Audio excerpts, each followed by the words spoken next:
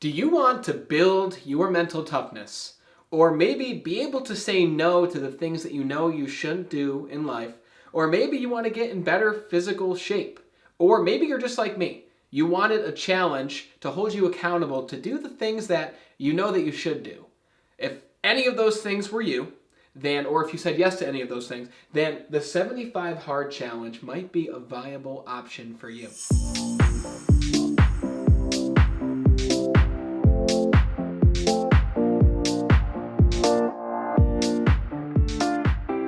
Now, this challenge was created by a guy named Andy Frisella, who is the creator and host of the MFCEO Podcast, which was, or maybe still might be, the #1 business podcast in the world. Andy is the owner of First Form. He's a partner, I believe, with his brother, and they create workout supplements and workout gear, and they've got a lot of influencers who sponsor their brand on Instagram. You've probably seen many of them. And it's a very, very successful business, and Andy's actually created a business. And he's shown that he can be successful, and he's failed for years and years and years. And he wanted to show with this challenge that no matter how busy your life is, you can fit in physical exercise. You can fit in eating healthy. You can fit in reading books and doing the things that you know you need to do in order to live a better life. So he created this challenge at the beginning of this year, 2019, and he did it himself before he even released it to the public, to show that a guy as busy as him is able to do the things that are involved in this challenge. And this challenge incorporates 5 different elements. The first thing is you need to drink a gallon of water each day. The second is you need to read 10 pages of a nonfiction book each day. The third thing is to take a progress picture each day.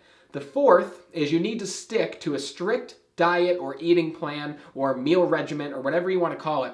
But the big thing is there are no cheat meals allowed. So whatever you deem a cheat meal, anything obvious like cookies or ice cream or anything that you know would be a cheat meal, sugary treats, all those things.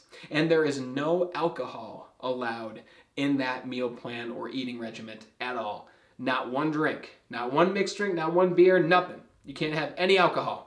And the fifth thing is you need to work out twice a day for 45 minutes each workout. So an hour and a half of workouts every single day. And the kicker is one of those workouts has to be outside. It doesn't matter if it's snowing. It doesn't matter if it's pouring rain. It doesn't matter if it's a hurricane outside. Now, obviously, Andy says be safe. If it's a hurricane outside, obviously use your better judgment. You don't want to die doing this challenge. But I will tell you, you will experience pain. You will be outside in the snow. You will be drinking half a gallon of water at 9 p.m. because you forgot to drink it during the day. You will be getting out of bed maybe in the middle of the night because you forgot your progress picture and you need to take it. All right, there's going to be a lot of things that will cause inconvenience to you in your life. And that is the whole point of this challenge. It is to harden you mentally. You'll get in shape, you'll feel good, you'll have energy, but it's more so about the mental game. And the outcome of this video is to help you understand some tips and tricks with this challenge that will significantly help you. I went on YouTube when I started this challenge myself, and I couldn't find really any tips videos. I found some blogs that people made that were 30 to 40 minutes, and I just didn't want to watch the entire blog. So I figured I would make a quick video that goes over exactly what's incorporated in the challenge, as well as some tips that will help you along the way. Things that I wish I knew at the beginning of this challenge. I highly recommend you go watch the episode of the MFCEO Podcast where Andy actually talks about this challenge with his co-host Vlad. All right, so check that out. I'm going to post that in the description here. If you find value from this video, please like the video and subscribe to the channel because that will help get this video in the algorithm of YouTube or Facebook or wherever you're watching this, and it will allow more people to see this and hopefully take this challenge themselves and make a difference in their life. For those who don't know me, my name is Brandon Eastman. I am from Be Better Industries, and I work to help people transform their lives with their emotions, their physical body, their finances, their spirituality, all those things. I'm looking to make a difference for as many people as possible. But let's get right into this. The very first thing that you are going to need to have for this challenge is an accountability partner. You need to have someone who you can call on, someone you can communicate with daily to talk about where you stand with the challenge. My partner, his name is Josh Silbrith. He's from Rochester. I'm from Albany, New York. So we're 4 hours away, and we know each other through work. And without Josh, I'm just going to say this right now, I would not have completed this challenge. There's been many nights where it's been 11 p.m. where I haven't completed my outdoor workout, and I had to get outside, and I had to do it. And if I didn't have an accountability partner, I would have went to bed. I would have said, no one else knows I'm doing this challenge. No one else is going to know that I failed. And I would have went to bed. I'm just being real, okay? Because we're human. We don't want to go outside in the 20-degree weather or wherever you live. You might live in a place where it's always tropical, which is great. Lucky you, all right? Even so, you might go outside in its harsh weather conditions. I'm not sure where you live or what you might experience, but an accountability partner, you won't lie to them, or you shouldn't lie to them, and I think that you wouldn't, but you won't lie to this person because they're on the challenge also. This has to be someone who is taking the challenge with you, not a coach that you can lie to or embellish to, all right? No substitutions with this challenge, by the way. It has to be by the book. Everything that I said and we'll talk about, you need to do it by the book, no substitutions. You can't substitute the outdoor workout for an indoor workout. It doesn't work like that. But you need to have someone who's enduring the pain with you, someone that you know you'll be honest with, and someone that you don't mind talking to each day, because Josh and I, realistically, we talked every few days through text message, through phone call, and we talked about the struggles. We talked about the pain we were experiencing. This challenge is 75 days. It's 2.5 months. And if you mess up on one day, on any of those 5 things, if you forget to take a progress picture in one of those days, you have to start over from day 1. Literally. You could be on day 74, and if you mess up, you got to start over from day 1. And you might be saying, well, they won't know that I forgot the progress picture. But you know who will know? You. You'll know. You'll know you messed up. You'll know that you lied to this person, and you won't feel too good. This is a challenge that you don't want to mess up, because failing this challenge and cheating on this challenge, the only person that's really going to affect is yourself. Okay? So number 1, have an accountability partner. Find someone that you can take this challenge with. It is so important. You might even be able to find an environment on Facebook or Instagram or somewhere, a group, maybe like a Facebook group, that you can join, and you can find a partner in there, and you can build a relationship with that person, but it has to be someone who's actually taking the challenge. Okay? That's tip number 1. Tip number 2. And this one is so small. This one is so easy, but it's the number 1 thing that you might find yourself almost forgetting. This almost screwed me like 3 separate times in these 2.5 months. And it's take a progress picture. It's easy, right? And I'll tell you what, I never took a progress picture in my life until I took the first one on day 1 of the challenge. And I was trying to find a good angle, and eventually I said, there is no good angle. Obviously, I can improve my body. So I took the picture, and I went on with my life. And every day the pictures got better. And after about 1.5 weeks to 2 weeks, you will start to see improvements with the picture, because it's almost impossible not to get in better shape with this challenge, as long as your eating meal and your eating plan is meant to lean you out, or whatever it is your goals are. But it's not a physical challenge, but you definitely will see differences in your physical body. It's just bound to happen. There's people out there who've lost over 100 pounds on this challenge, and that's obviously extreme, but there's a lot of people who've lost weight with this challenge and who felt better. And really the biggest thing that I found is more energy. I've lost about 15 pounds on this challenge myself, but the number 1 thing I noticed was my mind was clear. I felt mentally strong, and I had energy from when I woke up during the day at 5 a.m. or 6 a.m. when I normally get up, all the way until 10 p.m. when I go to bed. I've had great energy, and it's been noticed by everyone around me. People even told me that my eyes looked clear at the end of this challenge, which I thought was interesting, and I think that goes down to the water maybe more so than the working out and the food, but I'm sure it's all those things in combination.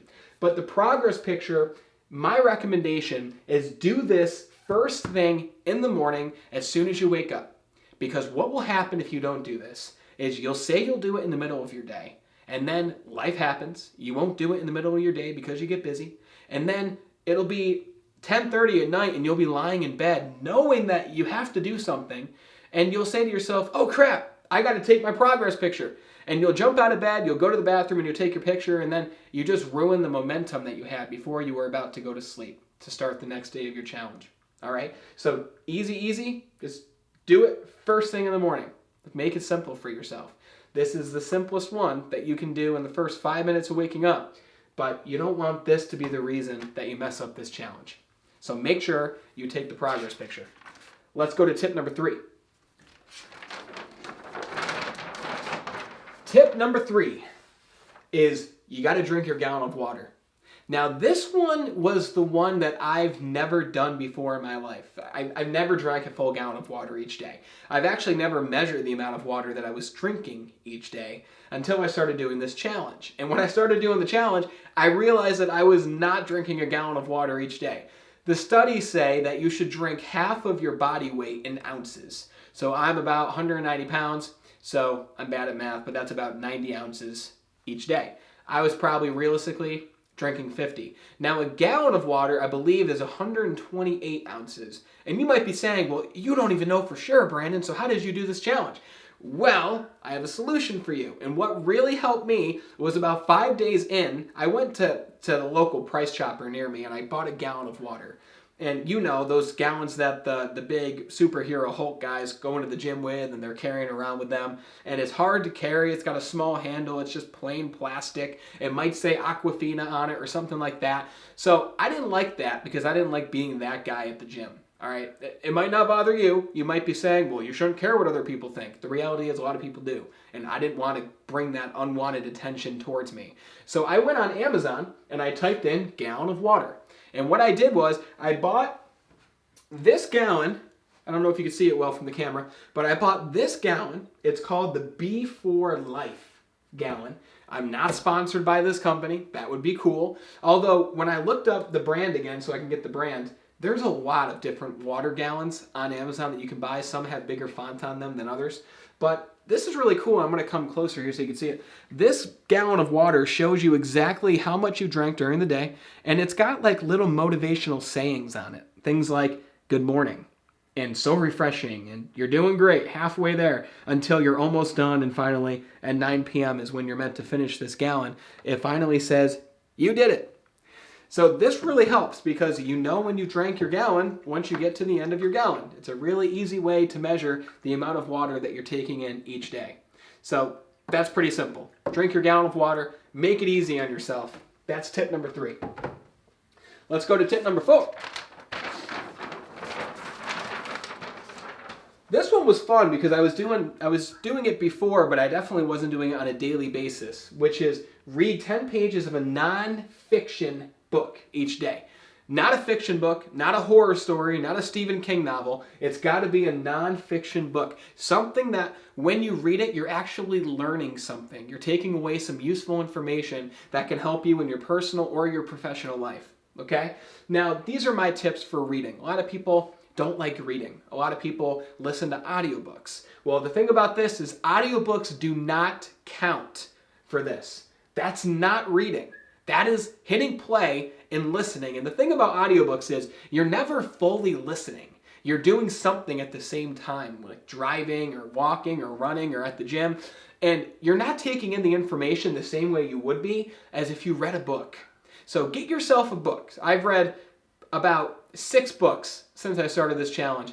If you do 10 pages a day, think about it, over 75 days, that's 750 pages. You've easily read through 3 to 4 books in this time. I just like reading. So what happens is you'll sit down to read 10 pages and you'll actually read 30 pages. You'll get to a part you really like and you might read 50. And depending on the font of the book, you might read even more. Okay? Or there will be some nights where it's 11 p.m. and you just want to go to bed because you're freaking tired and you had a busy day, where you'll sit down and you'll literally read 10 pages on the dot and you'll get to bed. There was many nights I did that. Okay? But these are my tips. You want to read at night or in the morning as soon as you wake up. And I personally read at night. There was a couple days where I read in the morning because I knew that at night it wouldn't really be possible for me.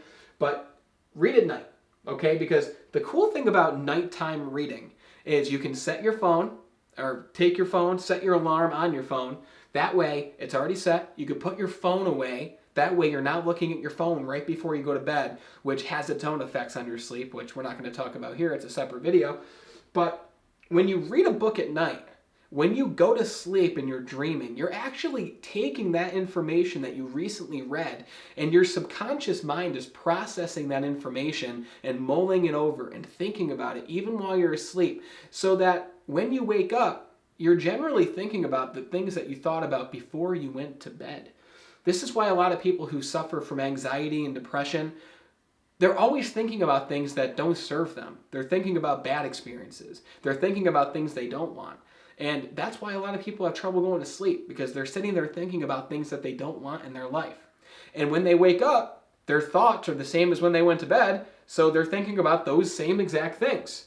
You look at the most successful people out there, and they might not even know they do this, but a lot of the successful people, before they go to bed, they're thinking about what happened that day that they're proud of. They're thinking about good things. They're thinking about their goals, their accomplishment, the things they want to achieve. And when they wake up, they think of those same things, because it works either way. It works for bad thoughts and it works for good thoughts. And when you read 10 pages of really good information or a really inspiring story or skill set or something before you go to bed, you're waking up the next morning thinking about those things. Okay? It's really cool. It's really good for you. You'll feel great. I recommend at night, or make it a part of your morning ritual. Okay? Whatever works better for you. And I recommend read up on skills that will help you in developing in the areas that you want to develop. If you want to get better at sales, read books about sales. Read some Grant Cardone, read some Zig Ziglar. There's a lot of people you can read. But read something that's going to serve you in the area that you're trying to grow in your life. For example, right now, I'm learning more about financial literacy and financial education, and I'm reading a book by Robert Kiyosaki called Fake Money, Fake Teachers, and Fake Assets. It's a really good book. Some books that I finished on this challenge were The Infinite Game, which is a new book by Simon Sinek. It's excellent. Unlimited Power, which is by Tony Robbins, which is also excellent. What else did I read? I've read a couple real estate books, one from Chris Crone. It's called The Straight Path to Real Estate, as well as a real estate book by Grant Cardone, which is called How to Become Wealthy Through Real Estate, or something along those lines. But all excellent books. And you start to become what it is you think about most of the time. You start to become the things that you read most of the time. So this is a really instrumental part of this entire challenge, because no matter how busy you are in your life, guys, you have time to read. You have time to continue your education and continue learning. So that's tip 4. Now let's go to the tips that you might really need the most. Tip number 5 is stick to a strict eating regimen. Now, the thing that Andy Frisella says is he doesn't give you something that you have to do. He doesn't say you've got to go on the keto diet for 75 days or you need to join Weight Watchers for 75 days. He doesn't give you something specific that you have to do. All he says is do a diet or some kind of strict eating plan or whatever it is that you deem. The important part is you don't cheat. You don't have any cheat meals. And you cannot have any alcohol, and you must stick to that strict eating plan. And the only one who knows if you mess up here is you, okay? You're the only one who knows that you didn't do it the right way. So it's very important that you stick to whatever it is you set. Because remember, you're the one who knows you messed up, and that's the most important person to know, because that's the person who feels the results of their actions. So stick to a strict diet plan or eating regimen, whatever it is for you. And really, in this part here, the tip is you'll learn how to say no. You're going to be put in a lot of situations, like let's say it was Thanksgiving. It was Thanksgiving 2 days ago, and that's the last day. The last day of my challenge was the day before Thanksgiving, and I actually didn't time it that way. It just happened to end that way. The day before, one of the days where I eat the most food. It was glorious. It was magnificent. I had an alcoholic drink. I enjoyed a lot of cheesecake. I enjoyed a lot of food, and there were no regrets. I actually haven't been in the gym in the last 2 days because I was at the gym 75 days in a row or doing workouts of some kind, which we're going to get to. But you learn how to say no. You learn how to say no when your wife wants to hand you the last of her ice cream.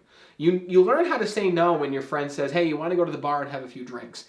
You learn how to say no to the things that don't serve you in your life. All right, that's the first tip. And the second is, tell friends and family the challenge that you're on. Let them know that you can't eat certain foods or that your eating regimen only includes certain times that you can eat or certain things that you can eat, or maybe you're going vegan or vegetarian for this time, whatever it is you choose. But tell your friends and family. That way they can help you to stay on track. Now, be careful who you tell, because not everybody wants to see you succeed.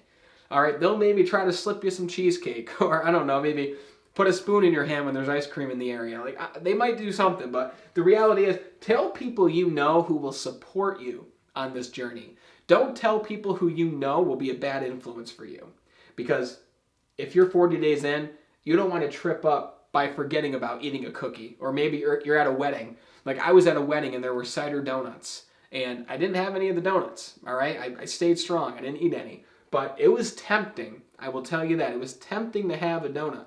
And some people might allow donuts in this plan. Although I don't know what eating plan would include cider donuts. So if you don't know what those are, they're a northeastern thing. I'm from New York. They're incredible. If you can get your hands on one, do it. Just not during the challenge. And if you are in the bar or around a lot of people who are drinking, because maybe you're at a social party for work or you're networking at a networking event or something, rather than just be the boring guy with water, get some sparkling water. All right, ask the bartender for some sparkling water, get some lemon, get some lime for it, do something to spice it up. That way you're not so bored. All right, that's the tips for number 5. And lastly, your 2 45-minute workouts. Now, this was the toughest one for myself, and I know this is the toughest one for a lot of people, because you have to work out for 45 minutes each workout for 75 days in a row. All right? What is that? That's 150 workouts in 75 days. One of them has to be outside. Now, these are the tips that I'll give you when it comes to your 2 workouts. The first tip is you want to plan your entire week ahead of time. You want to sit down on Sunday night, get a notebook or a journal or a calendar, or go on your phone calendar and type in when you want to get these workouts done. Because I'm a busy guy. You're a busy guy or a busy girl. We're all busy. We all have the same 24 hours in a day. And Andy Frisella did this challenge himself, and trust me, you're probably not busier than Andy Frisella. All right? It's just, I highly doubt it. All right? The guy builds businesses, and he's got so many other things he's doing. You're not busier than him. Yet he was able to get these 2 workouts in. We all have the time for these things. It's about, what are your priorities? What are you willing to make time for? So go in your calendar, schedule your 2 45-minute workouts ahead of time. That way you hold yourself accountable to when you'll get them done. All right? And if it's raining outside when it's time to do your workout, do it anyway. The more pain you experience during these workouts, the better. Because it makes you stronger. It makes you more resilient. It makes you more determined to go through this challenge. And if you're able to go outside in the pouring snow or the pouring rain and trudge through it and run or do whatever else it is, do you think you'll be ready to do other difficult things in your life that you might not necessarily want to do? Of course. This is about strengthening you in every area of your life. And while it might be painful, we grow the most through pain. We grow the most through mistakes. We grow the most through hardships and obstacles. You do not grow in your comfort zone. Andy Frisella says he wishes it was colder outside. He wishes it rained harder.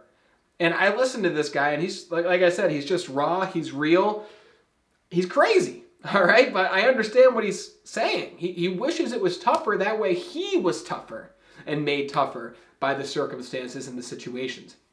Now, if you're lucky and it's warm out where you're doing the outdoor workout, bless you. Good for you. I'm happy for you. Make it difficult on yourself. The point on these workouts is you could go outside and walk. If it's a tough day, go outside, walk. It's still a workout. It's better than doing nothing. But you want to push yourself. Because there were days where I'd be getting up at 5 a.m., I would be doing my morning ritual, I'd get my first workout done, and then I would do a training class from 9 a.m. to 5 p.m., and then I would get my second workout in between 5 and 7 p.m. I would go to dinner with the group that we had the training class at 7 p.m., and then we would all go out after that. While they're all drinking and having a beer and a mixed drink, I'd be drinking a sparkling water. after being exhausted from the day. But the funny thing is, I was the most energized person in the room because I got my 2 workouts in. I ate the right foods. I didn't have any cheat meals. By the way, my workout regimen or my eating regimen was intermittent fasting, no ice cream, no sugary treats, no sweets, none of that stuff. And my eating window was between 12 p.m. and 8 p.m. I didn't eat outside of those eating windows. And there's a lot of science behind intermittent fasting. I'm going to make a video about that in the future. So if you want to see that, hit the subscribe button wherever it is, one of these sides, and like the video so it shows up in the algorithm, so it shares with other people, so it can help them. But that'll be a future video. But you want to plan ahead is the whole point of this. Get yourself a gym partner or a coach if that helps you, all right? And really, one of the main things here, I'm going to skip to this one, and I'll cover these ones in a second, but I already kind of talked about them, is you want to switch up your workouts because you're going to be doing a lot of the same things. So what I did was I lifted about 4 days a week, all right? I followed the Kino Body Lifting Program. I followed the Greek God program, and it's really good. Again, it's called Kino Body. I'm not sponsored by them, and you can go check that out. It's by a guy named Greg O'Gallagher. He's a stud. The programs are incredible. I've been doing them for a lot of years. I'm not trying to get big. I'm just trying to stay lean and healthy and fit and in shape. And I'm trying to have a lot of energy. Those are my fitness goals. And I am succeeding with them so far. All right? So switch up your workouts. I incorporated yoga into my workouts. I incorporated some YouTube videos. You can type in 45-minute full body workouts on YouTube. There are some incredible channels on YouTube. There's one girl that I watched many of her videos for this challenge, and I don't remember the name of her channel because I wasn't looking at the name. I was doing the workout. But she was freaking incredible, and she's one of the first search results that pop up when you type in 45-minute full body workout at home. But you burn like 700 calories in a 45-minute span of time doing one of those YouTube videos. You just need a mat to stand on and your body. That's all you need. And obviously some water to drink. And again, I recommend do one workout in the morning, one workout at night. Do your first one in the morning to get yourself ready for the day. Sweat as soon as you get up. It releases those feel-good chemicals, those endorphins that bring you through your day. And then have your second wind workout. It's called the second wind workout at night or late afternoon or your evening time or whenever is convenient for you. That way your body is sore, it's rested for the night ahead. That way you can wake up in the morning and do it all again. That's a lot. And I hope that these tips and tricks help you. Okay? And you might be saying, why the hell would I do this challenge? Why would I subject myself to this torture? Well, again, I'm the kind of person where I need a challenge in order to keep motivated. I need to be on track or challenged with someone else, which is why I had an accountability partner, which I recommend for you, in order to take my life to that next level. All right? I need a reason to do things. We all need reasons to do what it is we're doing or to achieve what it is we want to achieve. So I don't know what your reason is. Your reason might be you want to get in shape.